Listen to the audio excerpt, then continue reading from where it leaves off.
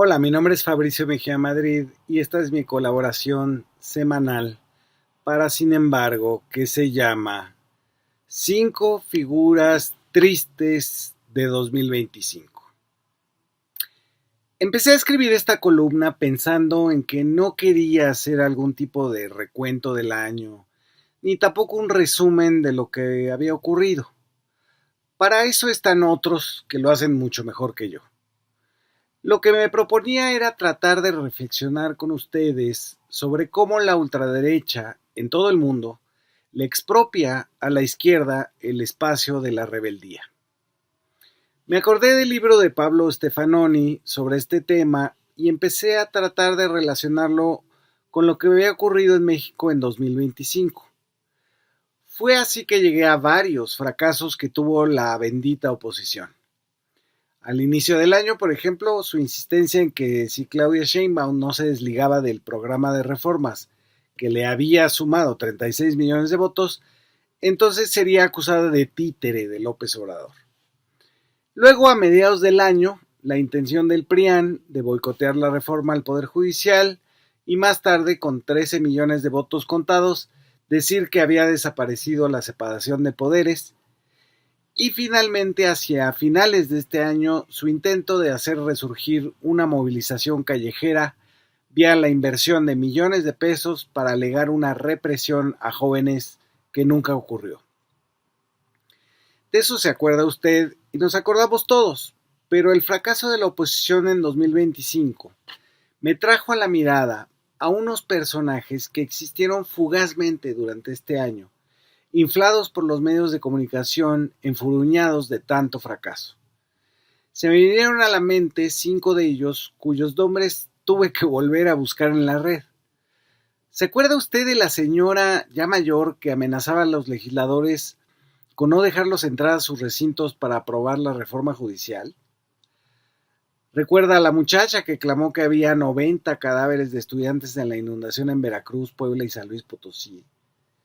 ¿De aquella madre buscadora de una supuesta fosa clandestina en Teuchitlán, Jalisco? ¿Le dice algo el nombre de Ayuhuaki y Grecia Quirós? Estos personajes fueron propuestos a la opinión pública como encarnaciones de la superioridad moral ante el sistema, que a veces era una dictadura, otras un narcoestado, pero también personificaron la indignación, la rebeldía juvenil y los deseos de cambio en el gobierno, pero fracasaron al igual que las 3 tácticas de la oposición en 2025: el sabotaje, la mentira y la violencia. De eso se acabó tratando esta columna. Pero empecemos por el principio, sobre la rebeldía de la ultraderecha. Escribe Stefanoni: en las últimas décadas, en la medida en que se volvió defensiva y se abroqueló en la normatividad de lo políticamente correcto, la izquierda, sobre todo su versión progresista, fue quedando dislocada en gran medida de la imagen histórica de la rebeldía, la desobediencia y la transgresión que expresaba. Parte del terreno perdido en su capacidad de capitalizar la indignación social fue ganándolo la derecha, que se muestra eficaz en un grado creciente para cuestionar al sistema. La izquierda se encuentra con frecuencia encerrada en un lugar que lucha por defender al capitalismo tal como es, frente al capitalismo tal como amenaza en convertirse. Si el futuro aparece como una amenaza, lo más seguro y más sensato parece ser defender lo que hay, las instituciones que tenemos, el estado de bienestar que pudimos conseguir, la democracia, aunque sea desnaturalizada por el poder del dinero y por la desigualdad, y el multilateralismo.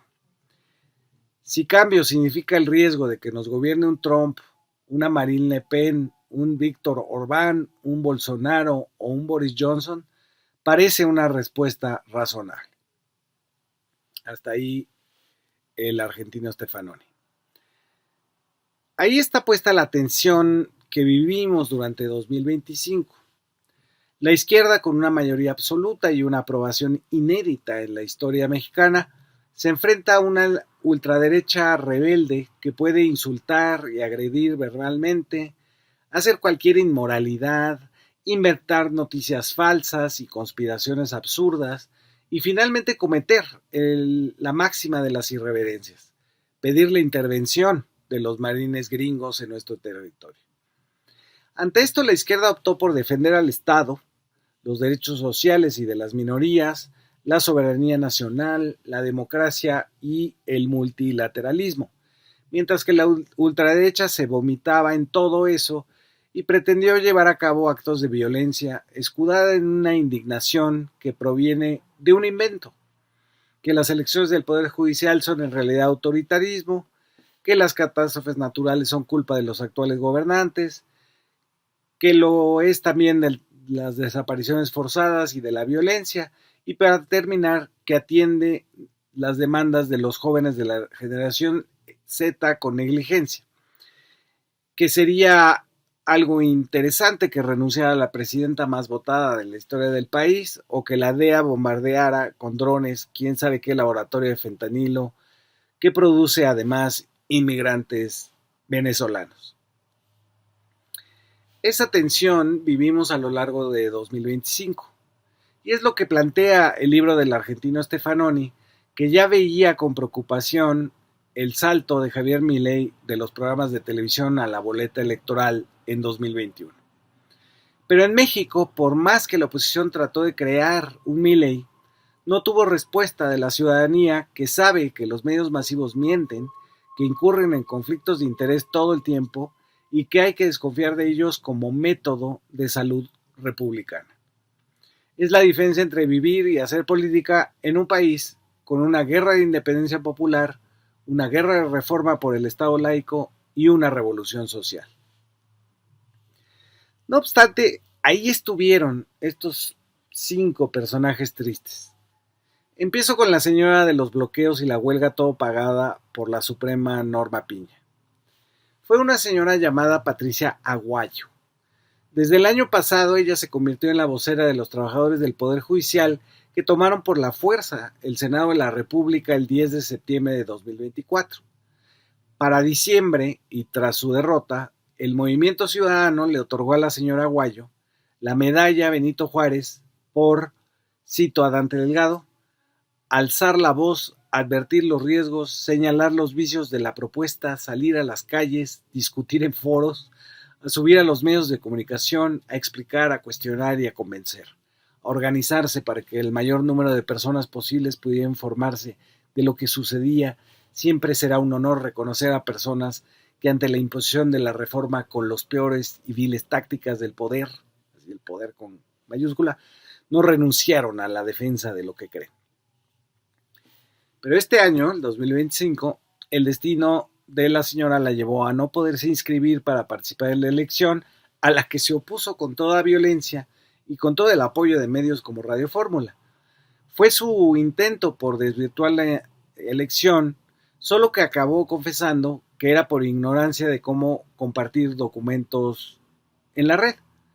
Le declaró a esta estación de radio: los documentos que me habían ayudado a poner en el tamaño de PFD, que era PDF, que requerían, a la hora que los quise registrar no me los dejaba registrar porque me decían que estaban demasiado pesados. Yo los había puesto en 10 megabytes, o bueno, en MB, y me los estaban pidiendo en 2. Sería quizás porque los puso en formato PFD y no PDF, como se acostumbra, pero en lugar de buscar el auxilio de alguien del Movimiento Ciudadano que le supiera a las computadoras, la señora decidió impugnar el procedimiento con una carta a la presidenta Sheinbaum, y ahí terminó esta poderosa rebelde, que según el Movimiento Ciudadano, mujeres como ella habían roto el techo de cristal.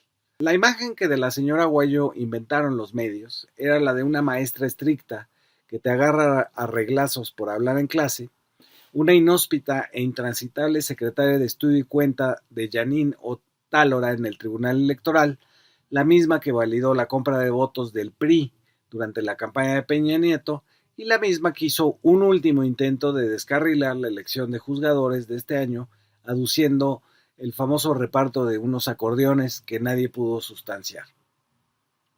No importaron los bloqueos que detenían el Metrobús de la Ciudad de México, la violencia en el Senado o el intento de sabotaje el día de las votaciones, para los medios la señora Aguayo era una posible líder de la oposición. Pero no fue, y por eso es triste.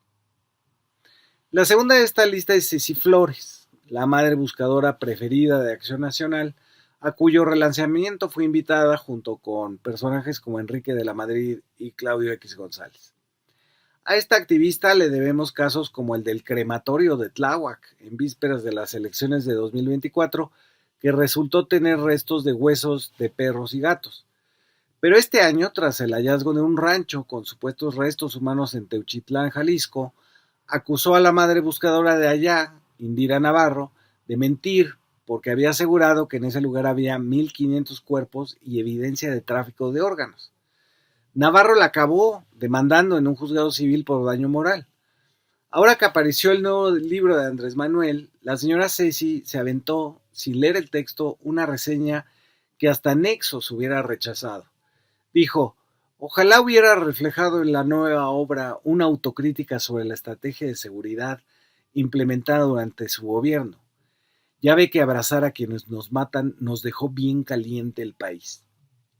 Nadie le avisó a Ceci Flores que el libro trata de la historia antigua de olmecas, mayas y mexicas. Pero la utilización de las madres buscadoras cuyo duelo las exime de presentar pruebas y cuyos dichos los medios reproducen sin verificar, causó un nuevo personaje triste, quien utiliza la desaparición de un familiar para disputar el monopolio de la verdad sobre fosas clandestinas. Así, varias de ellas dicen que la guerra de Felipe Calderón no es el origen de la violencia que hoy todavía se vive en varios municipios del país, sino que es resultado de lo contrario, de los programas sociales que ayudan a que los jóvenes tengan una alternativa cuando se ven presionados para delinquir. Este mismo discurso de guerra aparece con nuestra penúltima figura triste, la viuda del asesinado presidente municipal de Uruapan. Ella se llama Grecia Quirós, y desde que fue expuesta a la opinión pública dejó en claro que estaba compitiendo para quitarle a Morena el gobierno de Michoacán. En el funeral de su esposo dijo: el día de hoy no mataron al presidente de Uruapan, hoy mataron al mejor presidente de México, al único que se atrevió a levantar la voz, al único que se atrevió a debatir, a hablar con la verdad, a decir siempre la verdad, sin temor a nada, sin temor a perder su vida, sin temor a dejar a sus hijos huérfanos. Pero enseguida de tomar posesión como interina en el municipio, dijo: quienes mandaron matar a Carlos Manzo no supieron que este sombrero tiene una fuerza imparable, incansable, con la que en el año 2027 les vamos a dar un voto de castigo porque nos vamos a hacer valer y vamos a hacer honrar la memoria de Carlos Manzo. En medio, empezó a decir que morenistas como Leonel Godoy debían ser investigados por el crimen. Al final, como todos supusimos, acabó invitada por el PRI para ser su candidata al gobierno de Michoacán. El líder del PRI en esa entidad, Valencia, dijo sin miedo a las cuentas de la lechera que con Grecia podían quitarle a Morena la presidencia y la mayoría en el Congreso. Es como si estas mentes remontaran la realidad para verse de nuevo sentados en un cargo público y firmando cheques a sus compadres. Pero lo preocupante es el discurso calderonista de la matanza como solución a la violencia, del exterminio de unos para que sobrevivan otros, el mensaje de toda guerra que es: si desaparecieras del mundo, mi vida mejoraría. Eso es la política de Genaro García Luna y la de Calderón, pero sin duda parece representar cierto inconformismo con los derechos humanos. Por último, y sin ser quinto malo, tenemos a la Ayuwaki mexicana. Hay que decir que el verdadero Ayuwaki viene desde un meme de 2009, allá por los tiempos en que empezaba Twitter, en el que un muñeco de animatronic de Michael Jackson se convirtió en una leyenda de los terrores nocturnos de los usuarios. Por supuesto, Ayuwaki viene de la frase de la canción de Michael Jackson, Smooth Criminal, que dice: Annie, are you okay? Esa misma frase se la dedicó Elon Musk a Trump en X, cuando por fin se enemistaron, y él lo implicó en la red de pederastia de Jeffrey Epstein. Pero la versión mexicana vino con la supuesta marcha de jóvenes de la generación Z, que pedían la renuncia de Claudia Sheinbaum, así nomás, y llamaron a una concentración para arropar una agresión directa contra la policía que resguardaba el Palacio Nacional. Ese ayuhuaki se llama Edson Andrade. Él convocó, entre otros, a la marcha violenta a nombre de los que no tienen partido, pero pronto apareció el contrato de acción nacional a su nombre por 2 millones de pesos.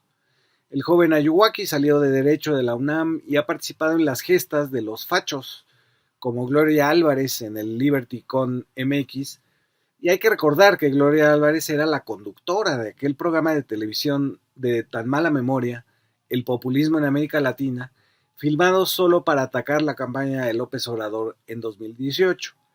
Lo último que supimos del joven Edson es que anunció que saldría del país por amenazas y así se desinfló su breve carrera al mando de una marcha que juntó a 17,000 personas muy enojadas. Y así llegamos al final del 2025 y también de esta columna. Queda ahí la agenda de esta nueva ultraderecha mexicana que no solo no concuerda con el resto de la población de que primero los pobres, sino que odia a los pobres por considerarlos desechables y contagiosos. Ahí queda esa llamada a la represión del Estado a los delincuentes, como en tiempos de las ejecuciones de García Luna y Calderón. Queda ahí también la idea del apartidismo, como la etiqueta de los panistas avergonzados de confesar que lo son. A ver qué nueva figura triste aparece en el año que viene. Feliz año nuevo.